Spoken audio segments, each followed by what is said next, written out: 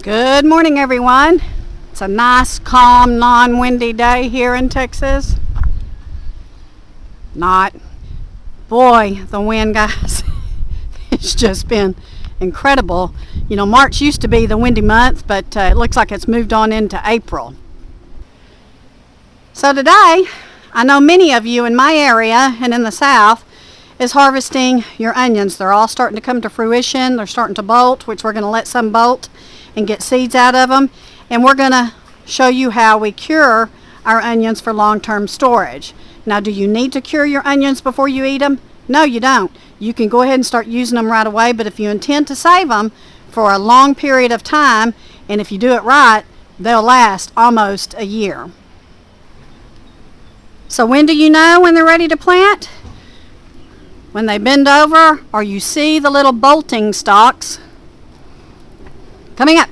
Let me see if I can see any of these coming up. Any little boltings. Here's one that's starting to come up here. So we're going to go ahead and pull this. And you can see some of them are various sizes. Let's come over here. So I have a very large onion here that's not showing any bolting signs yet, so I'm going to leave that alone. But then this one, you can see, is bent over.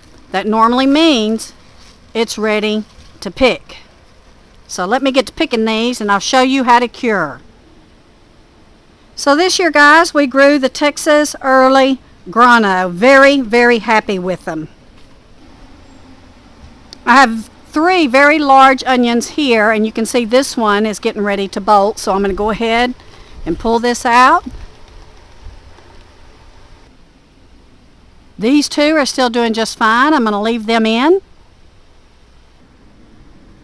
And then some of these that are getting ready to bolt out, I'm going to leave because I really want the seeds for my fall gardening. Here's one that's starting to flower, guys. So saving your seeds is very important, guys. If you're growing heirloom variety vegetables, which we do, and we're going to have some spinach seed, we're going to have some broccoli seed, we're going to now have some onion seed, and some celery seed. So this was a volunteer celery plant that came up in one of my tubs. I'm letting it bolt out so I can get its seeds. Here's a quick look at my tomatoes in the small high tunnel. They are doing fantabulous. And here's a view of the rest of the high tunnel. You can see I have some tubs that I need to get some things planted. So we're going to use some bread trays that we have, and we've had them for years. In fact, Greg was driving down the road, or no, I was driving down the road one day, and they were all over the street, and I stopped and picked them up on an old country road. But you can see these are ones I set out last week. You really don't want them touching. You don't want to bump them. You don't want to bruise them. And we're going to leave these sitting outside in the shade. And right now we're not too hot, so they'll be just fine for about a week or 2. You want to make sure that it starts to get the skin on the outside, the papery skin. And then you're just going to snip off just a little bit of the roots. And Greg, I think, is going to tie ours up with the greens, which you can do. Or you can go ahead and cut off, and you want to be sure and store them in a bag, in a netted bag or something where they get plenty of air in a cool, dark room, or if you have a cellar, be sure and put them down there. But your onions, if you let them cure properly, will last up to a year, and that's our intention. Now, we did freeze dry some last week, and we made some beautiful onion powder from it. But we love our onions, They are the zest of life and the zest of cooking. And so we want to make sure we have plenty of onions on hand throughout this season. Now, I will be starting more onion seeds probably sometime in July or August for my fall and winter harvest. That wind, goodness gracious, guys. We are expected to get about 2 to 3 inches of rain in the next couple of days, so I hope we do. But see all these onions behind me? I'm not seeing any signs that they're bolting out, so I hope that these will stay in the ground longer so that I can get some bigger onions. I believe there's probably about 100 onions on this row, and we still have some in the small high tunnel, and you saw what I had over there on the bread trays. Now you can go ahead and use like a wire rack to cure your onions just as long as they get a good airflow and they can dry out and create that papery onion skin. So you can see behind me our tomatoes are coming up really well. We're already seeing fruit on the plants. We're very excited about it.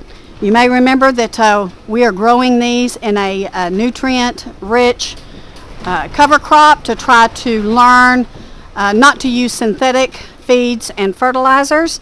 And we think they're doing pretty good. Now we do have to come out here and step on the cover crop to push it down and make sure that it doesn't overtake, but it seems to be working really great. And look, guys, some of my beets have been salvaged, so I'm going to go ahead and do some processing on these today too. Have quite a few that came up after we pulled the others that were damaged heavily, and we believe it was voles.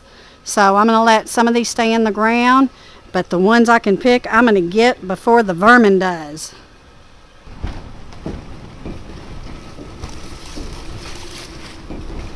Yes, I'm getting some nice beets, guys.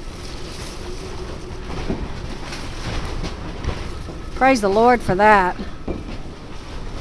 There's a little one here.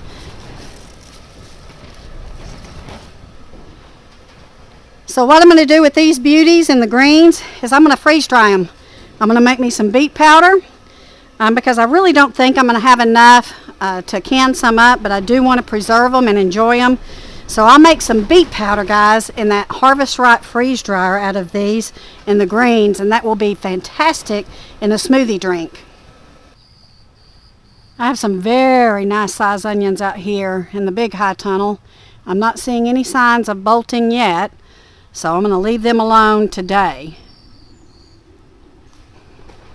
So if your onions are coming to fruition, guys, and you're going to have a bountiful, wonderful harvest, that's what you want to do. You want to be sure and let them cure a week or two, and then make sure that you put them in a cool, dark place in a breathable airbag or container, and they should last you quite a long time.